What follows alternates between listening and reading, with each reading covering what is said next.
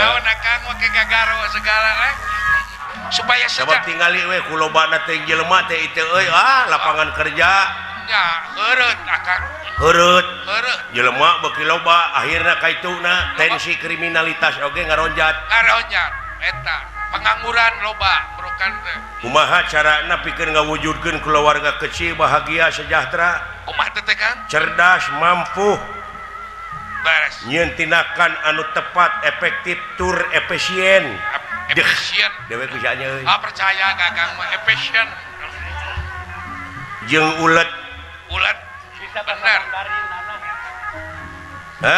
bener akang apan meureunnan urang teh sagancangna pisan kudu bisa ngungkulan kaayaan anu walurat bener tadi dia pentingna euy puguh hari akang ngatur sagala rupa pasoalan teu aya anu rengse beres ku anjeunna mah lamun otak dewek cara Gusti Batara Kresna wah geus boga akang bajai bagja geus boga akang otak heuh nya tak kitu akibat naon cing naon akang teh akibat kudu jadi nu salah akang dewekna we meureun teu sumanget bedegong dina mangsa baheula ngulik pangarti neangan pangabisa nyusun ilmu dalam akang pinter mah omongan teh moal jadi pangarip mata kerahkeun ku sararea urang pigawe sungguh pancen rahaya.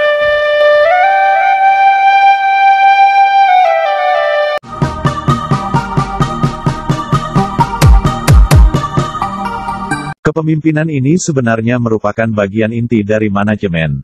Manajemen akan mencapai suatu tujuan bila ada kepemimpinan yang efektif. Kepemimpinan itu sendiri adalah kegiatan memengaruhi orang-orang untuk berusaha mencapai tujuan kelompok. Kepemimpinan situasional.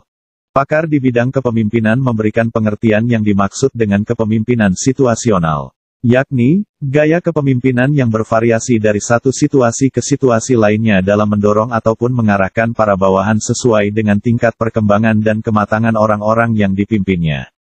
Kalau sekarang sedang diberikan amanat menjadi koordinator atau ketua suatu organisasi, kelompok, atau kegiatan, kita terlebih dahulu harus memahami siapa yang ada dalam organisasi, kelompok, maupun kegiatan itu.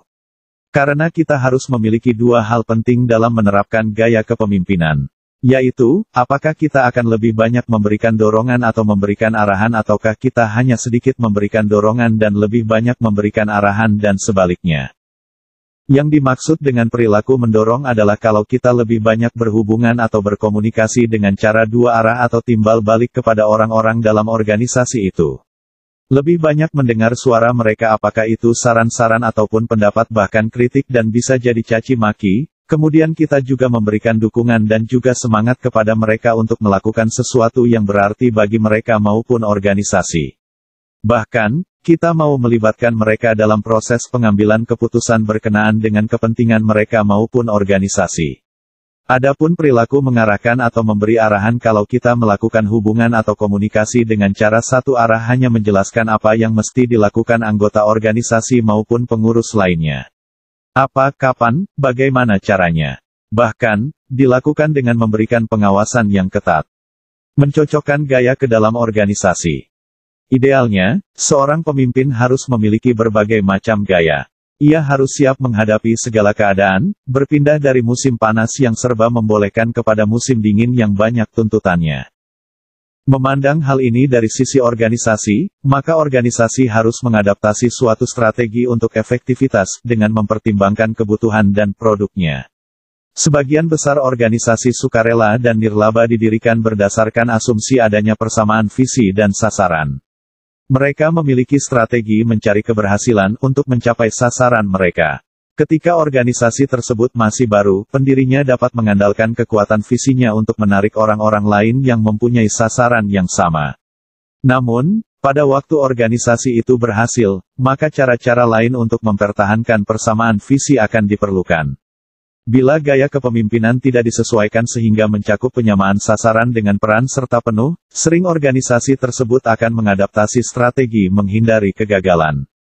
Ketika organisasi mencapai ukuran di mana gaya yang bersifat otokratis tidak akan lagi berfungsi bila pemimpin tidak dapat berpindah ke gaya yang partisipatif, maka ia sering dipaksa, mungkin tanpa disadari, untuk mengambil gaya laissez-faire. Sementara itu kepemimpinan lapis kedua, yang sekarang terpaksa menjalankan organisasi, kemungkinan besar akan memakai gaya birokratis. Di manakah Anda? Apakah gaya kepemimpinan Anda? Membaca beberapa tulisan mengenai manajemen secara sepintas lalu mungkin sudah akan menolong Anda untuk menemukan hal itu. Mudah-mudahan Anda akan menemukan bahwa Anda telah mempraktikkan gaya-gaya kepemimpinan yang berbeda pada waktu yang berbeda. Apakah Anda mempunyai bukti bahwa Anda sanggup mengubah gaya Anda pada waktu dibutuhkan? Atau, sementara Anda memikirkan mengenai keputusan-keputusan yang telah Anda ambil selama 6 bulan ini, apakah Anda menemukan bahwa keputusan-keputusan tersebut selalu dibuat dengan cara yang sama oleh Anda, orang lain, bersama-sama, atau melalui birokrasi? Di mana organisasi Anda? Jenis kepemimpinan apa yang dibutuhkan oleh organisasi Anda sekarang ini? Apa tugas-tugasnya? Dalam tahap pertumbuhan organisasi yang seperti apa Anda sekarang ini? Apakah kebutuhan-kebutuhan yang diperlukan pada saat ini? Analisislah hal ini dengan pertolongan Dewan Pengurus, tim kepemimpinan, anggota-anggota Anda, dan lain-lain. Apakah gaya kepemimpinan yang berbeda dibutuhkan dalam bidang kehidupan organisasi yang berbeda? Kemana Anda pergi dari sini? Periksalah kembali kalender pertemuan Anda selama 2 minggu terakhir ini. Apakah yang terjadi dalam rapat-rapat itu? Apakah Anda pergi ke rapat hanya untuk mengumumkan keputusan Anda sendiri, gaya otokratis?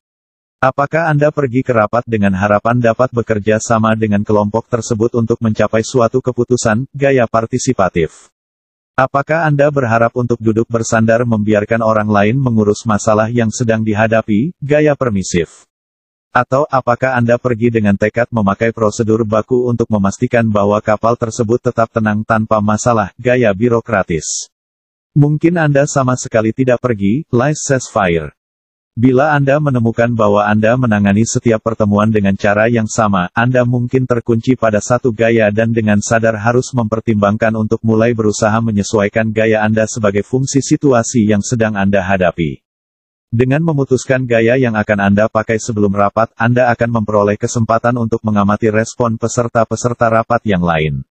Bila selama ini Anda membatasi diri Anda pada satu gaya saja, perubahan yang tiba-tiba sering akan membingungkan orang lain. Mungkin Anda perlu menguraikan dengan sangat jelas peraturan-peraturan dasar mengenai bagaimana Anda mengantisipasi berlangsungnya proses pengambilan keputusan tersebut.